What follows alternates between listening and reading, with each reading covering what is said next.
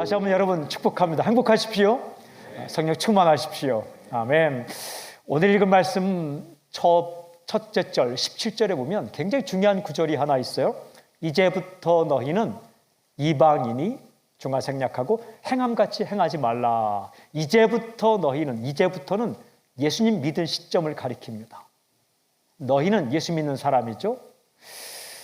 이방인이 행함같이 하지 말라. 이방인은 예수님 모르는 사람입니다. 그러니까 이런 말입니다. 너는 예수님을 믿는 사람이니까 믿지 않는 사람들이 사는 것처럼 살지 말라. 이런 말씀입니다. 질문이 있어요. 이방인들, 즉 예수님 모르는 사람들은, 세상 사람들은 어떻게 살아갑니까?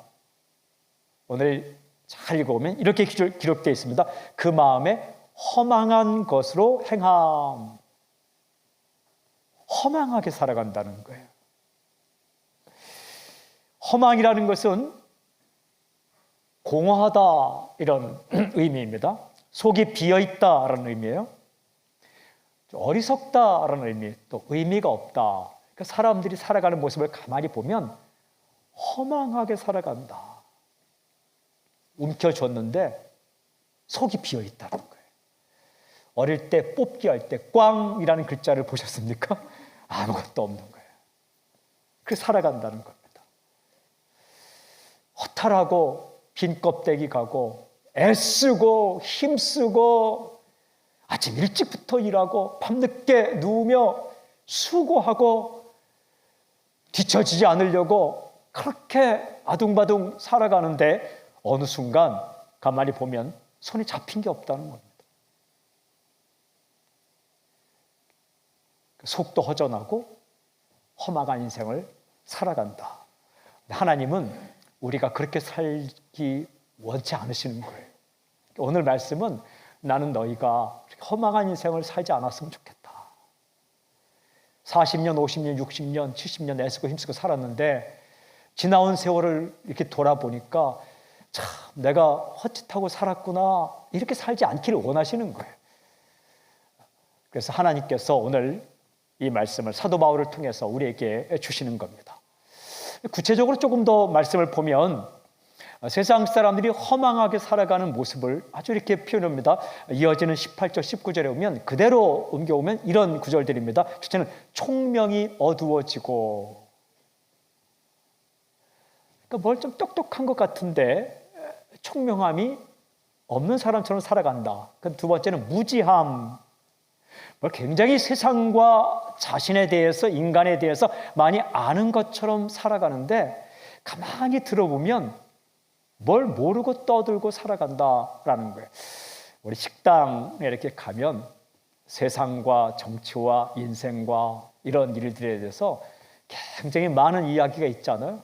가만히 들어보면 진짜를 모르고 살아가는 이야기가 참 많다라는 겁니다. 그 다음에 마음이 굳어짐으로 사람들이 마음이 딱딱해져 살아간다. 저는 선포합니다. 우리 사랑하는 사람 살릴교회 성도 여러분, 혹은 이 자리에 참여한 우리 그리스도 안에서 한 가족된 여러분, 마음이 굳어지지 않길 저는 선포합니다. 이게 세상이 아무리 힘은 들어도 마음이 딱딱하게 굳어지면 안 돼요. 딱딱하게 이 마음에 굳은 살이 bek히면 안 된다는 겁니다. 마음은 늘 뭉클뭉클하고 이렇게 부드럽고 성령의 선물이죠. 하나님의 생명에서 떠나 있도다. 생명력을 잃어버렸다. 그 다음에 감각 없는 자. 감각이 없다는 것은 영적인 센서가 무뎌졌다. 이 공간에 소리가 참 많죠. 아름다운 소리, 아름다운 장면들이 참 많은데 그걸 감지할 능력이 없어졌다. 여러분, 영성 가운데 우리가 영성이 있다 할 때 굉장히 중요한 한 부분이 있는데 그게 영적 센서예요. 즉 나뭇잎 하나만 바라보면서도 참 아름답다, 예쁘다, 하나님의 솜씨가 위대하다, 느낄 줄 아는 이것이 감각이, 영적인 이 감각이 굉장히 영성의 중요한 부분이에요. 나는 기도 많이 하는데 사람이 낭만도 없고 아름다움도 보지 못하는 거예요. 기도원도 가야 되지만 대자연 속에서 하나님도 찬양하는 것이 영성의 중요한 부분이라는 거예요. 그런 부분들이 무너지고 살아가고 있다. 그 다음에 자신을 방탕에 방임하여, 방탕이라는 것은 쉽게 말하면 길을 잃다라는 거예요. 길을 잃어버렸다. 자신이 쓰는 돈도 길을 잃었어요. 이렇게 어디에 써야 될지, 말도 길을 잃었어요. 그러니까 방황을 하는 거죠. 방황을. 뭘 버리고 무엇을 가져야 될지 길을 잃어버렸어요. 얼마 전에 제가 아이스크림을 먹게 되었습니다. 제가 그 해외에 있을 때 가끔 사 먹은 아이스크림 가운데 상표를 말해도 되는지 모르겠어요. 매그넘이라고 있습니다. 그거를 그게 한 $2 했는데 굉장히, 그래서 이제 그 생각이 나서 말했더니 교회 이렇게 냉장고에 매그넘을 누가 사다 놓으셨어요. 그래서 이제 그거를 얼마 전에 먹는데 제가 엄청 웃은 사건이 있습니다. 그게 뭐냐면, 이렇게 아이스크림을 먹으려면 이제 봉지를 이렇게 뜯지 않습니까? 그죠? 그럼 뭘 손에 가지고 뭘 버려야 됩니까? 아이스크림을 딱 막대를 쥐고 봉지를 버려야 되잖아요. 근데 저도 모르게 아이스크림을 버리려고 하고 봉지를 잡고 있는 거예요. 깜짝 놀랐어요. 깜짝. 그러면서 탁 느낌이, 혹시 내가 이렇게 살고 있는 건 아닌가? 버릴 것과 잡을 것을 혼동하며 살고 있지는 않은가? 라는 생각이 버뜩 드는 거예요. 그러니까 이게 방탕이라는 것은 버릴 것과 취할 것도 모른다는 거예요.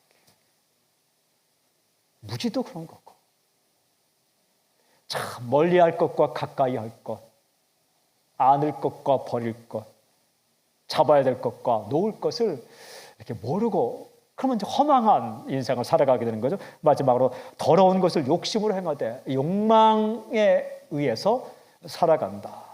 그래서 최선을 다해 사는 것 같지만 어느 순간 마음이 허전하고 허탈하고 잡은 것이 없고, 그리고 허망한 인생을 살아간다. 하나님은 사랑하는 당신이 그렇게 살기를 원치 않으시는 거예요. 대단히 많은 것을 가지고 살진 않더라도 마음이 허전하고 허망하고 그렇게 무의미하고 그렇게 살기를 원치 않는다. 그래서 이어지는 20절에 이렇게 말씀하시잖아요. 20절, 오직 너희는 그리스도를 그같이 배우지 아니하였느니라. 너희는 예수님을 그렇게 배우지 않았다. 무슨 말씀입니까? 이런 말씀입니다. 그리스도인은 사는 게 다르다. 달라야 하고 다르기를 원한다. 하나님의 사랑이에요. 하나님의 마음입니다. 왜 그럴 때 있잖아요. 살다 보면 부모님의 마음을 갑자기 깨달을 때가 있잖아요. 아, 부모님, 우리 아빠, 엄마가, 아버지, 어머니가 내가 이렇게 아름답게 살기를 원하시는구나 깨달을 때가 있잖아요. 그럴 때를 뭐라고 말합니까? 그럴 때를 철이 들었다라고 말하잖아요. 그러니까 하나님의 마음이 확 느껴질 때가 있어요. 아, 하나님은 내가 허망하게 살기를 원치 않으시는구나. 그럼 어떻게 살아가는 것이 그렇게 사는 것일까? 이어지는 21절, 24절까지 보면 이렇게 기록이 되어 있어요. 진리가 예수 안에 있는 것 같이 너희가 참으로 그에게서 듣고 또한 그 안에서 가르침을 받았을진데 너희는 유혹의 욕심을 따라 썩어져가는 구습을 따르는 옛사람을 벗어버리고 오직 너희의 심령이 새롭게 되어 하나님을 따라 의와 진리의 거룩함으로 지으심을 받은 새 사람을 입으라. 아주 중요한 구절이 나와요. 새 사람을 입으라. 새 사람을 입으라. 아멘. 아멘입니다. 여기에 나오는 중요한 단어, 새 사람, the new being. 오늘 메시지의 핵심이고 오늘 메시지의 제목입니다. 새 사람. 새 사람. 먼저 기억해야 될 중요한 사실이 있어요. 당신은 이미 새 사람이 되었습니다. 누가 그렇게 만들었습니까? 예수님께서 당신을 새로운 존재로 만드셨어요. 우리가 예수님 믿으면 다시 태어난다라고 요한복음 3장 3절 5절에 기록되어 있잖아요. Born again. 다시 태어난다. 엄마 뱃속에 다시 들어갔다 나오진 않지만 예수님 믿는 순간 우리가 새롭게 태어나서 새로운 존재가 된다. 이미 새 사람이 되었어요. 이미 새 사람이 되었는데 살아가는 모습까지 새 사람이 되길 원한다. 이런 말씀입니다. 새 사람은 새 사람답게 살아야 한다. 그래야 행복합니다. 그래야 허망하지 않습니다. 그래야 아름답게 살아가는 거죠. 근데 그렇게 살아가는 모습을 정확하게 이렇게 말씀합니다. 옛사람을 벗어버리고 새 사람을 입으라. 옛날 살던 방식을 훌훌 벗어버리고 그리고 새로운 삶의 방식을 가지라. 구체적으로 4가지가 있어요. 첫째는 뭐냐 하면 질문, 무엇을 버리고 무엇을 선택해야 하는가? 제가 아까 아이스크림 얘기했지 않습니까? 무엇을 버리고 뭘 선택해야 되는가? 4가지예요. 첫째는 거짓을 버리고 진실을 선택하라. 지금부터 이렇게 나누는 말씀은 기억하는지 모르겠는데 올해 송구영신 예배 때 에베소 4장 21절부터 32절까지 본문으로 너는 예수의 사람이다 라는 말씀을 드릴 때에 약간 중복되는 부분이에요. 그때 그러나 이 부분을 좀 더 묵상하고 오늘 에베소 순서를 따라 나누기를 원합니다. 거짓 버리고 진실을 선택하라. 25절 한번 읽을까요? 같이 한번 시작. 그런즉 거짓을 버리고 각각 그 이웃과 더불어 참된 것을 말하라. 이는 우리가 서로 지체가 되니라. 허망하게 살지 않으려면 거짓을 버리고 진실을 선택해야 된다라고 말씀하십니다. 이게 거짓이라는 토대 위에 뭘 쌓으면 이게 참 허망할 때가 많다는 겁니다. 거짓 위에 우리 인생을 쌓으면 이렇게 무너진다는 거예요. 큰 집이 무너질 때 더 허망할까요? 작은 집이 무너질 때 허망할까요? 1년 동안 준비한 게 무너질 때 허망할까요? 100년 동안 준비한 게 무너질 때 허망할까요? 거짓이란 토대 위에 최선을 다해 전심을 다해 인생의 집을 지으면 열심히 애쓴 것만큼 더 허망하다는 거예요. 더 마음이 힘들다는 거예요. 진실 위에 인생을 쌓아라. 그래야 행복하고 그래야 보람이 있고 그래야 마음이 허전하지 않다라는 말씀입니다. 사랑하는 여러분, 우리가 일상적인 삶을 살면서 늘 진실과 거짓 사이에서 얼마나 고민이 됩니까? 그때마다 이렇게 진실을 선택하십시오. 그게 허전한 인생을 살지 않는 비결이라는 거예요. 행복의 길입니다. 기쁨의 길이에요. 갈등합니다. 갈등. 이렇게 할까? 저렇게 할까? 거짓말로 위기를 좀 넘길까? 아니면 진실을 선택해서 한 번은 힘들지만 그래도 여기에서 끝낼까? 그거 아십니까? 진실을 선택하는 순간 어려운 길로 가는 그 길이 딱 끝나는 거예요.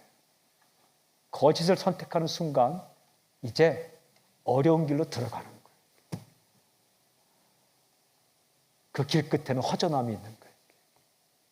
후회가 있고 낙심이 있고 낭망이 있고 슬픔이 있고 성경의 표현을 빌리자면 슬피 울며 이를 가는 그런 게 있는 거예요. 근데 진실을 선택하면 어려울 것 같아도 거기에서부터 어려움이 끝나는 겁니다. 그 길 끝에 정말 환희가 있고 생명력이 있는 거죠. 쉽진 않아요. 그러나 불가능하지도 않습니다. 하나님은 우리에게 절대 불가능한 말씀을 말씀하지 않아요. 어렵지만 가능한 겁니다. 사랑하는 우리 성도 여러분, 우리가 순간순간 맞이하는 선택의 기로 앞에서 작든 크든 거짓 버리고 진실을 선택하는 그런 삶이 있기를 저를 선포합니다. 두 번째가 분노를 버리고 용서를 선택하라라는 말씀이에요. 그렇게 살아야 허망하지 않고 정말 생명의 인생을 산다는 거죠. 26절 이렇게 되어 있어요. 분을 내어도 죄를 짓지 말며 해가 지도록 분을 품지 말고. 31절, 32절 이렇게 기록되어 있어요. 너희는 모든 악독과 노함과 분냄과 떠드는 것과 비방하는 것을 모든 악의와 함께 버리고 서로 친절하게 하며 불쌍히 여기며 서로 용서하기를 하나님이 그리스도 안에서 너희를 용서하심과 같이 하라. 이게 분노를 버리라. 이 사람이 살다가 화를 확 내고 나면 맞을 그 다음에 확 밀려오는 게 뭡니까? 마음이 허전합니다. 분노를 얻을 수 있는 게 없어요.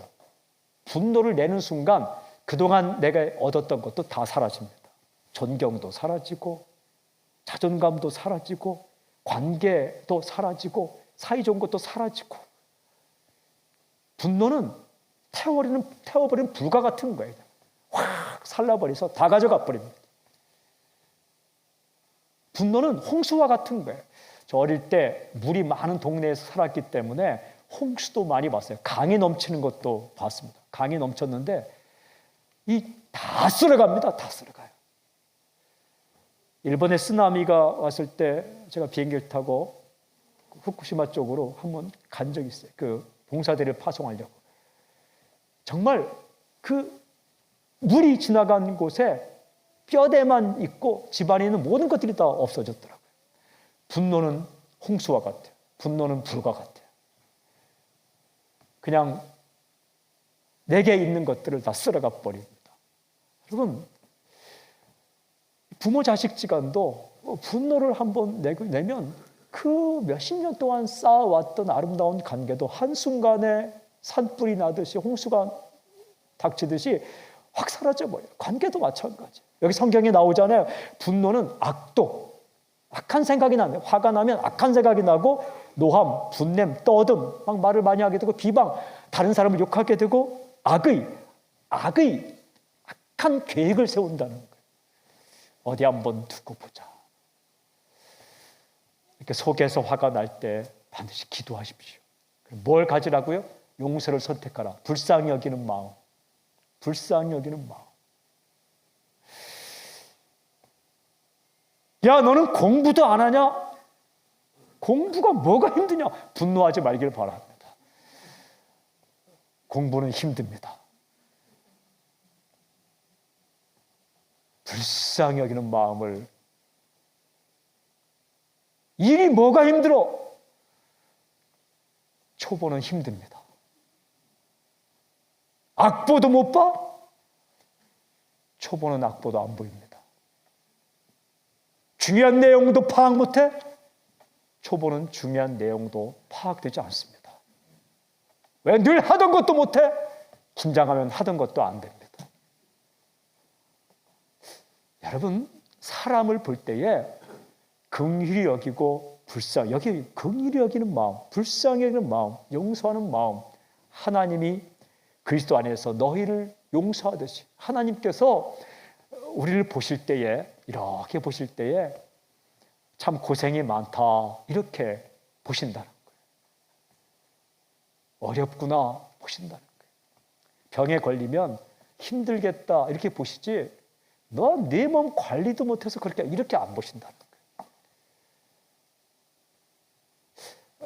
나에 대해서 화가 날 때가 있죠. 저는 선포합니다. 자신이 자신도 용납할 수 있기를 바랍니다. 가까운 사람들 이렇게 보면서 화가 날 때가 있죠. 하나님께서 나를 보실 때 불쌍히 여기처럼 그렇게 볼 수 있기를 바랍니다. 그 말. 그래야 마음이 허전하지 않아요. 화를 내고 나면 말씀드렸죠. 날아가는 것도 있지만 마음도 허전하고 그 뒤에 다가오는 것이 확 오는 것이 허전하면 내가 이것밖에 안 되는가. 용서, 용납, 받아들임. 영성의 굉장히 중요한 기둥 가운데 또 하나가 받아들임입니다. 이 크리스찬으로서 영성이 깊어진다는 것은 받아들이는 폭이 넓어진다는 거예요. 선교단체 가운데 하나의 선교단체는 선교 훈련 가운데 또 선교사를 선택하는 이렇게 결정짓는 것 가운데 하나가 동료를 받아들이느냐 받아들이지 못하느냐. 굉장히 실력 있고 아무리 괜찮아도 이렇게 공동체 가운데서 상대방을 받아들이지 못하는 사람은 선교사를 파송하지 않습니다. 어렵기 때문에 그래요. 여러분 기도하십시오. 이게 분노는 언제? 받아들이지 못할 때 분노가 일어나는 거예요. 사람은 언제 인격이 형성되느냐? 벽 앞에 설 때 인격이 형성되는 거예요. 벽 앞에 설 때 인격이 형성되는 거예요. 영성은 언제 형성되는지 아십니까? 하나님이 내게 벽처럼 느껴질 때 일단 영성이 형성돼요. 하나님은 나와 다르구나. 하나님은 인간과 다르구나. 또한 우리 인격은 언제 형성되는지 아십니까? 세상의 벽 앞에 형성될 때 한 개인이 인격적으로 독립체가 되는 거예요. 세상이란 벽 앞에 설 때, 이렇게 쫙 설 때. 여러분, 우리가 다른 사람이 내게 벽처럼 느껴질 때가 있어요. 벽처럼 이렇게. 이렇게 벽이, 우리 그런 말을 하죠. 이 목석이구나. 도대체 이해도 안 되고 받아들일 수도 없고 나와 너무 다르고. 그런데 그때에 화내고 분내고 하지 않고 일단 용납하고 받아들이라 하는 거예요. 굉장히 중요한 영성의 한 부분입니다. 그래야 허망하지 않아요. 우리 살 때 얼마나 화를 많이 냅니까? 그죠? 저는 선포합니다. 오늘 성령님의 역사로 말미암아서 우리 속에 있는 분노가 가라앉고 주님의 마음, 불쌍히 여기는 마음, 용납의 마음이 우리 가운데 임하는 역사가 있길 저는 선포합니다. 그렇게 살아야 행복하다는 거예요. 세 번째가 도둑질을 버리고 수고를 선택하라. 굉장히 중요한 말. 28절, 도둑질하는 자는 다시 도둑질하지 말고 돌이켜 가난한 자에게 구제할 수 있도록 자기 손으로 수고하여 선한 일을 하라. 도둑질하지 말라. 도둑질이 뭡니까? 땀 흘리지 않고 내가 가져오는 게 불한당이라는 말이 있죠. 불, 아니 불자, 한, 땀 한자, 당, 물이 당자. 땀 흘리지 않고 무엇인가를 가지려고 하는 사람들. 도둑 심보라고 말하지 않습니까? 그거 하지 말라. 수고하라, 수고. 하나님은 우리가 마음이 허전하지 않고 정말 이렇게 기쁘게 살길 원하는데 수고할 때에 보람도 있고 기쁠 수가 있다. 사랑하는 여러분, 어떤 일을 하든지 최선을 다해 수고하십시오. 영성 가운데 또 하나의 중요한 축이 성실성입니다. 성실성. 영성 가운데 하나의 중요한 축은 영성 센스가 있어서 작은 것 하나에도 감탄하는 것이고, 영성 가운데 또 하나의 중요한 축이 받아들임이고, 또 하나의 영성 가운데 중요한 하나의 기둥이 뭐냐 하면 성실성입니다. 성실성. 나는 전도를 굉장히 많이 하면서 자신의 일에 성실하지 못하다. 이거 한쪽이 무너진 영성입니다. 오늘 교회 부흥회 가야 돼 하면서 회사 일을 대충 하고 온다. 그거 영성의 하나의 부분이 이렇게 무너진 겁니다. 기도를 많이 하면 많이 할수록, 전도를 많이 하면 많이 할수록, 주님께 가까이 가면 가까이 할수록 내게 맡겨진 일을 성실하게 수고하며 하는 것, 그것이 아주 당연한 겁니다. 사랑하는 여러분, 이 일이라는 게 선물이에요. 선물. 재짓기 전에 주어진 게 일이에요. 수고하고 땅을 경작할 수 있도록, 이 자연을 다스릴 수 있도록 하나님께서 일을 창세기 보면 주셨어요. 근데 재지은 후에는 어떤 게 달라졌는가? 일을 하긴 하되 고생하며 일하는 거예요. 그러나 재짓기 이전으로 돌아가자면 기뻐하며 일하는 거예요. 그게 회복되는 겁니다. 예수님 믿으면 새 사람이 되었는데 일을 하되 타락 이전의 일의 태도로 회복되는데, 그게 뭐예요? 수고하면서 기뻐하는 거예요. 최선을 다해 일하면서 일 끝에 오는 대가가 무엇입니까? 일 끝에 수고하고 애씀 뒤에 오는 대가 가운데 두 가지가 있는데, 하나는 물질, 그렇게 돈을 벌어 사는 거예요. 여러분, 내가 돈 벌러서 돈 벌게 하냐? 여러분, 수고는 돈 벌기 위해 하는 거예요. 그 굉장히 중요한 대가 가운데 하나가 물질이에요. 돈일 수도 있고, 농사하는 사람은 본래 화폐 이전에 농작물이었어요. 축산물이었어요. 어부에게는 물고기에 그걸 화폐로 바꿨기 때문에 돈이죠. 또 하나가 뭐냐면 보람입니다. 보람을 느끼는 거예요. 존재의 이 존재의 보람도 느끼고 이 아름다움, 물떠온 하인만이 아는 그런 수고 뒤에 오는 이 보람을 느끼는 거예요. 그래서 선물로 주시는 겁니다. 코스타라고 유학생 수련회가 있는데 코스타 강사님 가운데 저도 이제 늘 다닐 때 함께 다녔던 분 가운데 김동훈 목사님이라고 계셨어요. 근데 그분이 이렇게 유학생 수련회 이렇게 오시면 꼭 그분이 강의할 때마다 이렇게 강조하는 게 몇 가지. 한 가지가 뭐냐면 공부해서 남주자 이런 거예요. 공부해서 우리 옛날 속담 가운데 공부해서 남주냐 뭐 이런 거죠. 그것을 바꿔서 공부해서 남주자. 굉장히 좋은 것. 오늘 말씀 보면 이렇게 됐어요. 자기 손으로 수고해서 구제할 것이 있도록 하라. 저는 그것을 이렇게 옮기고 싶어요. 벌어서 남주자. 여기 성경이 이렇게 돼 있잖아요. 수고해서 물질을 벌어서 당신을 위해 쓰고 그리고 구제할 것이 있을 수 있도록 수고하자. 일도 안 하고 수고도 안 하고 자신이 먹는 것도 자기가 어떻게 안다. 그 마이너스. 자기 혼자 벌어서 자기 혼자 쓴다. 제로. 열심히 일해서 본인도 살고 다른 사람도 살린다. 플러스. 비단 직장이나 직업만이 일을 말하는 게 아니에요. 교회 일이든 교회 바깥의 일이든 어떤 일이든 도둑질, 즉 수고하지 않고 무엇을 누리려고 하지 말고 수고해서 그렇게 살아가라. 이게 세 사람의 성실성. 네 번째가 더러운 말 버리고 선한 말을 선택하라. 이게 참 말이라는 게 사람을 행복하게 만들 수도 있고 사람을 어렵게 만들 수도 있는 거예요. 29절 이렇게 되어 있습니다. 무릇 더러운 말은 너희 입 밖에 내지 말고 오직 덕을 세우는데 소용되는 대로 선한 말을 하여 듣는 자들에게 은혜를 끼치게 하라. 더러운 말은 버리라. 더러운 말은 나쁜 말입니다. 성적으로 더러운 말이고 남을 비방하는 말입니다. 사람이요, 남을 막 이렇게 헐뜯는 말을 하면 먼저 누가 허망하냐 하면 본인이 허망합니다. 허전한 마음이 허전해요. 그리고 누가 허전하냐 하면 그 말을, 자신에 대한 나쁜 말을 돌려들은 본인 당사자가 참 인생이 허망합니다. 사람들이 나를 그렇게 생각해? 나에게 그런 생각을 가지고 있어? 또 누구의 마음이 허망하냐 하면 그 남에 대한 나쁘게 말하는 그의 말을 그냥 들었던 사람들이 마음이 허전합니다. 왜 허전합니까? 저 사람이 저것밖에 안 되는구나. 참 존경했는데 저 사람도 별 볼 일 없구나. 똑같구나. 저렇게 자기 친한 사람을 욕하네. 이게 다 허전합니다.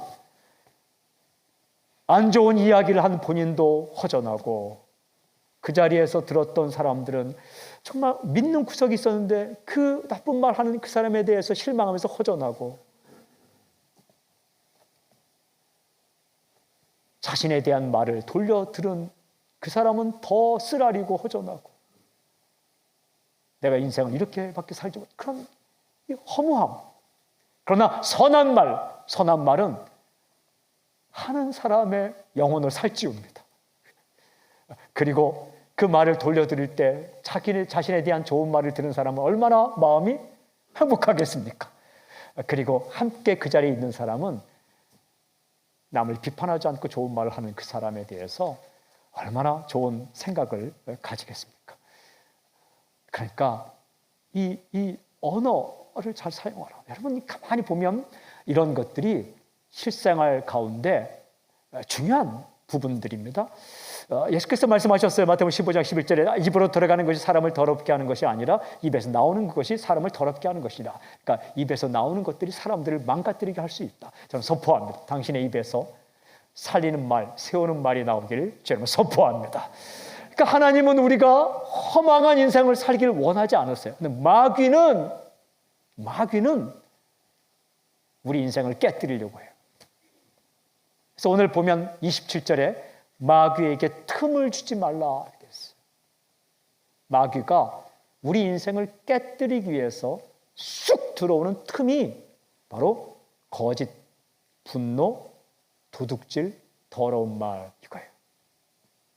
마귀가 쑥 들어오는 틈이 거짓, 분노, 도둑질, 더러운 말. 성령께서 그 틈을 꽉 막고 있는 거예요. 30절에 하나님의 성령을 근심하게 하지 말라. 그 안에서 너희가 구원의 날까지 인치심을 받았니라. 그러니까 당신이 예수님 다시 만나는 그날까지 성령님께서 마귀들이 공격하지 못하도록 이 네 개의 틈을 꽉 틀어막고 우리에게 진실과 그리고 용서와 수고와 선한 말을 할 수 있게끔 강력하게 우리에게 역사하고 계시는 겁니다. 여기 성령께서 지금 이 자리에 계십니다. 여러분 옆자리에서 바로 옆에서 날마다 때마다 이제부터 너희는, 즉 예수 믿는 순간부터 성령께서 마귀가 틈타는 이 네 가지의 틈을 꽉 틀어막게 하시고, 그리고 당신이 진실과 용서와 수고와 선한 말 할 수 있도록 역사하고 계시는 거예요. 우리가 세상에 살면서 지지 않고 패배하지 않고 승리하며 살 수 있게끔 성령님께서 당신을 지금 붙들고 계십니다. 중요한 것은 당신의 태도입니다. 날마다 성령께서 우리에게 감동을 주실 때에 내 고집, 내 형편, 하나님 내 형편이 지금 이런데 화 안 나게 생겼습니까? 하나님 이 상황이 어려운데 내가 거짓을 선택하지 않을 수 있겠습니까?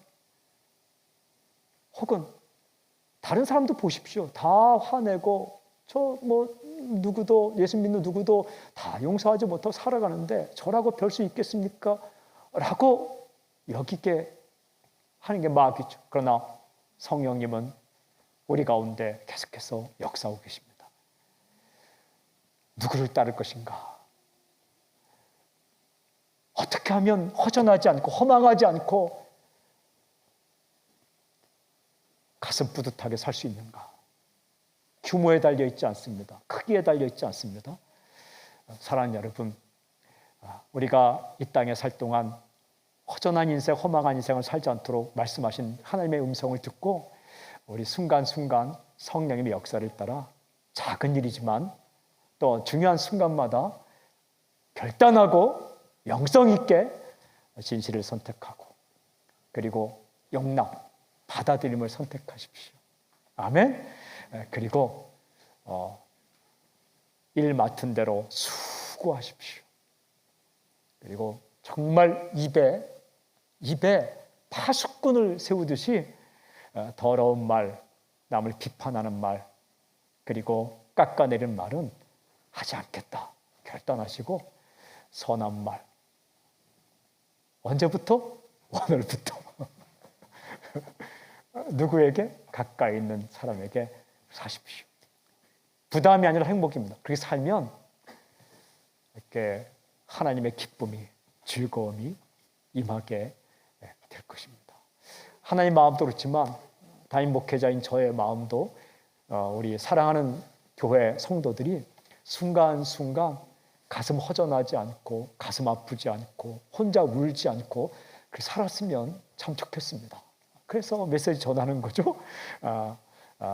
순간순간 우리가 성령의 역사를 따라 우리가 선택하고 승리하는 당신이 될 수 있길 저는 선포합니다. 아멘. 그래서 하십시오.